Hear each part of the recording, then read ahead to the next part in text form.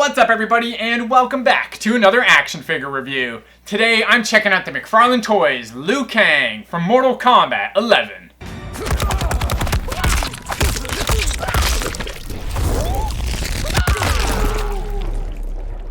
I'm pretty pumped to be checking out the Chosen One, as I've always enjoyed playing with him, especially in older installments of Mortal Kombat. His trademark bicycle kick move is still so fun to pull off, and in MK11, he keeps kicking and kicking until his opponent basically explodes. Yeah, it's pretty awesome. When he's not throwing kicks, punches, or fireballs, he's whipping his opponents with Michelangelo-approved nunchucks. Now, let's take a closer look at McFarlane Toys Liu Kang from Mortal Kombat 11.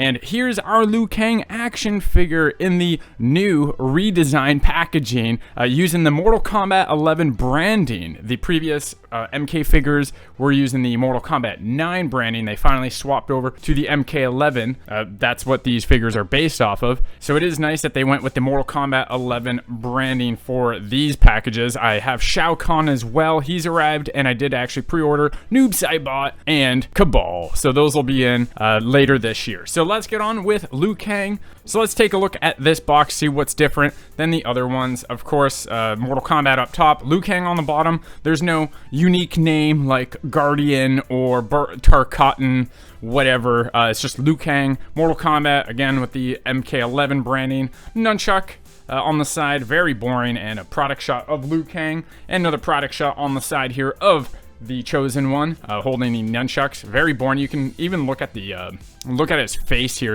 It doesn't look that good compared to the figure inside. So that's it for the packaging. Now let's go ahead and check them out. And here we have our Liu Kang action figure, and he's pretty nice. Actually, looks really cool. Lots of detail on him, lots of texture. The sculpt looks very nice as well overall. And his articulation is top notch, probably one of the best in the line. I know I sound like a broken record, but he is actually a really nice action figure. Out of the packaging, there was no broken legs, no broken accessories, no nothing. He was a little stiff out of the packaging, but I did, move him around and articulate his limbs and whatnot just to loosen him up. But other than that, he was pretty much flawless right out of the box. Like I said, there's lots of texture. You could feel texture everywhere on this guy, even on his leather jacket here, on his pants there's some kind of texture, just on his arms, and his skin is basically the only spots that don't have any kind of texture, and it's really well done. The paint job is also fairly nice. There's a couple blemishes here and there, but overall, top notch, especially his head. His head looks beautiful. You know what? It's katana nice. So that katana action figure had a really nice paint job, really nice sculpt for a head. This Liu Kang is just the same. Absolutely amazing. I really do love the eyeliner work on this guy. He looks spot on like Liu Kang in the video game, down to every little detail. The straps around his leg, his gauntlet here, looks just insanely good. I do love his bandana here. It is a soft rubber plastic here, so you do have to be careful that you don't break it off accidentally when you're rotating his head. And same goes with the soft rubber plastic here for this ribbon. His nunchuck is probably the most sensitive part of this action figure. The nunchuck is actually not a wire that you can bend around, which I thought it was going to be. It's actually just a piece of soft plastic. So if you keep bending this nunchuck a lot, you're gonna start breaking it, and it's gonna break off at the ends here. So you really do have to be careful with this nunchuck, especially when putting it into his hands. His hands, like every other Mortal Kombat figure, are very stiff, and I felt like I was gonna break this nunchuck numerous times while putting it in, and it's something you really got to be careful with. As you can see here, I have his open palm out. I did swap it out. Has a little more expression in it. As I said, this guy has lots of details, right down to the texture in the fabric, to the metal plating on the gauntlet, to all the sewing and the stitching in the back of his shirt here and in his pants. He has lots of straps on his leg. Just a really nicely done and sculpted action figure. I'm not gonna lie, he's one of my favorite of the line. Now let's take a closer look at all those little details, the articulation, and of course the paint job. You see what I mean when I mention that his head and his paint job on his face looks really good. Just as good as that Katana action figure. Here she is. They look very good together. I'm a big fan of his hair, actually. You can see all the individual strands. It looks really good. I love how it's kind of overlapping the bandana on that side. So his head looks really good. I love the texture in this jacket. You can actually see all the texture on camera. You could feel it definitely, and the details like on his gown here, the lines and just the stitching work. It's just phenomenal. Again, McFarlane with the details here. I love the gauntlet here, all the details. The paint job really makes those details also pop, especially those silvers. Let's check out his nunchuck real quick. Lots of details on it. You can see the chain here, fine detail on the chain, and all these little nubs on the actual chuck itself look really good. Now his hands look really good, all 4 of them. Very impressed, especially with this hand, the open palm. You can see all the wrinkles and the lines in his hand. Really well done. His fingernails. He has a nice red belt going all the way around his torso there. His lower torso looks really good. It is soft plastic again, so be careful with it while you're playing around. His legs look really cool with all those textures and those red stripes. Really dig those. The red paint doesn't actually bleed off on any of the black, so it looks really good. He does have some straps holding his pants together, I guess. I don't know why he has these straps. You can see them here, but it is hard to see them because there is no highlight on this guy whatsoever, unfortunately, like the entire Mortal Kombat line. And his shoes, well, they look pretty plain. There's not really any details on them whatsoever. Now, his muscles are really well sculpted. You can see his collarbone there underneath his white shirt. It's very well done. His biceps aren't massive or anything, but Liu Kang doesn't have massive like Ryu muscles, so that's good. It looks just the way it should. Now this white and brown jacket here is actually soft plastic, so you can move it around. It is a little malleable, so it doesn't actually hinder him from being able to move around and articulate. Now, speaking of articulation, let's check that out. Starting with his foot down here. Now, he does have a good ball point on his ankle, and you can actually move it up and down. He also has that toe bend right there. I'm a big fan of this toe bend, just because it's well hidden. His shoe is matte black, so you can't really even see that. Let's check out his knee.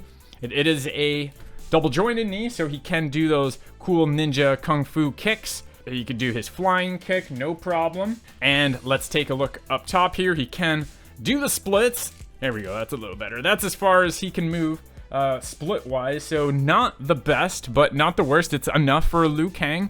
He does have a swivel in the lower torso, so you can rotate it all the way around. Though he doesn't have that much movement in the torso up and down. It is on a ball peg, but it doesn't really move at all. You can't really tilt him that much. Moving on up to his arms, his shoulders do go all the way up that far, so that's really nice. And you can rotate the bicep. And of course, the elbow is a double jointed elbow. He has maximum articulation in the elbow, looks pretty good. So really good articulation in the arm. The forearm can't spin, but his wrist can spin. It has that ball point, that rotation, so you can move it any way you want. The wrists on these guys are a little stiff. As you can see, I'm struggling a little bit, but really good articulation in the arms and his legs. Head, not that much articulation. You can rotate it, of course, and you do have to be careful. As I said earlier, you have to be careful that you don't break off this bandana when rotating. As you can see, it kind of clips onto his gown here, his jacket, and it kind of tugs on it. So just be careful when you're rotating it. And his head can't really move like at all. That's the furthest movement Liu Kang has in his head. It really sucks that he can't move it that much, but I think his hair hinders his movement a lot. Yeah, it definitely is his hair. And that's all for the articulation on this Liu Kang.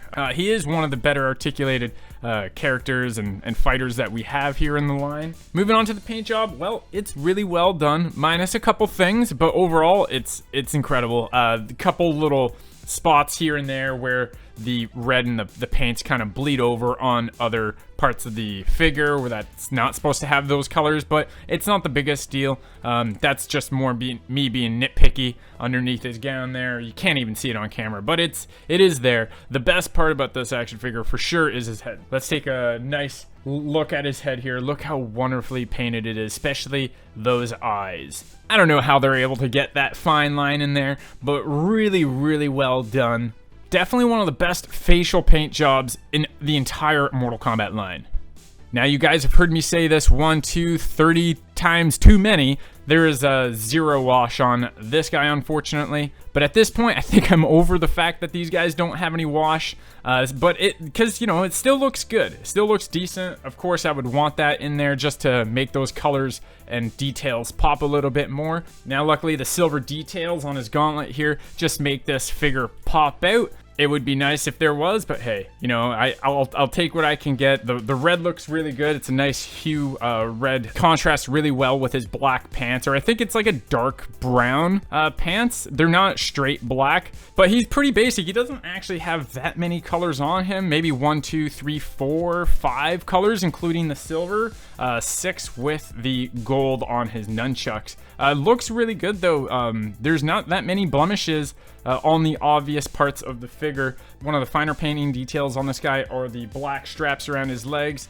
They don't actually bleed onto any of the red, so that's really, really nice. Again, couple blemishes here and there, as you can see right there on the white part. There's a little bit of brown, same with up here. There's a little bit of brown. There's actually a big blemish that I just realized, and it's right here on the white. You can see it on camera, no problem.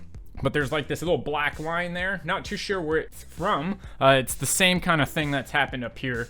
You can see that as well. So lots of issues on the white portion. The paint job on his nunchuck is well done. As you can see, all the little gold and yellow studs on there. Really fine detail. None of them are actually bleeding onto the red, so they nailed it there. It looks really good. Of all places to not have an issue with the paint job, the nunchucks. What I have noticed, however, with the nunchucks is that the paint is starting to kind of rub off on the bottom portion of this handle here. It's starting to rub off and get a little dull. You can actually see, well, it's hard to see on camera, but it is dulling up a little bit simply because his hands are rubbing the paint job off. Every time you put the nunchuck in his hand, the paint job gets rubbed off a little bit. So it's best to make him hold the accessory probably like right there, so he's not actually touching any of the gold studs. And speaking of accessories, let's check those out. So he has this nunchuck, he has this one open palm, then he also has this finger pointing hand right there. I'm gonna go ahead and put that on right now. So let's pull this off, and of course, like the other figures, you just gotta pull his arm off like that, no problem. Take the hand, put it in the peg. The peg is very stiff, so you're not gonna break it, but you do, of course, have to be careful. So there's that hand, and we can take this hand out, and bam, there we go. And now he has a finger pointing hand. I don't know why he has a finger pointing hand. And there we have Liu Kang holding his nunchucks with both gripping hands. That looks pretty good. And last but not least, of course, we have the Mortal Kombat stand, as all the other action figures have. And you've seen it time and time before. Peg, hole in the bottom of the foot on the stand. Now, he actually doesn't stand that good by himself, but of course that's what the base is for, and he stands there no problem. So he doesn't have a lot of accessories. It would have been nice if he actually had like a fireball or something that instead of nunchucks. Of course he uses nunchucks in the game, but fireball would have been really cool. You know, Raiden has that electricity, and I think that same style would have been nice. Like the red translucent fireball would have been cool. As for issues and gripes, well, I just mentioned it. I wish he did come with some fireballs. But other than that, that's about it. Now, there are some blemishes with the paint jobs, as I mentioned earlier, but those are quality control issues, and I doubt that any of those are on your action figures. Maybe his head could rock a little bit more back and forth, but now I'm just getting nitpicky. But honestly, this guy is a flawless action figure. And here is your fighters from Earthrealm, everybody. They look absolutely awesome right next to each other. I'm pretty happy that Liu Kang is on the team now. We're looking for Sonya and Jax next. They haven't even been announced. Hopefully we have a Sonya coming soon and a Jax, so we get the whole Earthrealm cast. Now that I'm looking at them all next to each other, Liu Kang definitely has the least amount of detail, but he does actually look really good here. He's definitely one of the ones that stand out. I still think Raiden is the best action figure in the line so far, but here they are, and they look so awesome, guys. So my overall opinion on Liu Kang is, well, of course, I love this action figure. I cannot not like a Mortal Kombat toy. I'm not gonna lie, guys. I'm a little biased when it comes down to Mortal Kombat, regardless of how good or bad something is. But this action figure doesn't really have any flaws, just things that I wish that it included. Primarily fireball accessories. I think the nunchuck is really cool, but I think he needed something a little more Liu Kang-ish. His sculpt is phenomenally done. He looks exactly like Liu Kang from the game, exactly like Liu Kang should look. There's so much texture on this guy, whether it be his pants or his jacket or his shirt. He's quite flexible and his articulation is very well done. His paint job, like most of the action figures in this line, are okay, but he does have some metallic gold and silver on him that does make the colors shine. He's one of the more flawless action figures that we have in the Mortal Kombat line right now. Alright everyone, thanks for checking out my review of McFarlane Toys Liu Kang from Mortal Kombat 11. If you enjoyed today's video, give it a like, comment down below, and let me know if you have this figure and what you like or don't like about it. Do you also think he should have come with some fireball accessories? Let's start a conversation down there, and don't forget to subscribe to my channel if you're into action figure reviews. I'll be posting more photos of Liu Kang on my Instagram, which you can check out at Claudio_Paola, so follow me there for more content. Thanks again for watching, and you can catch me in the next one.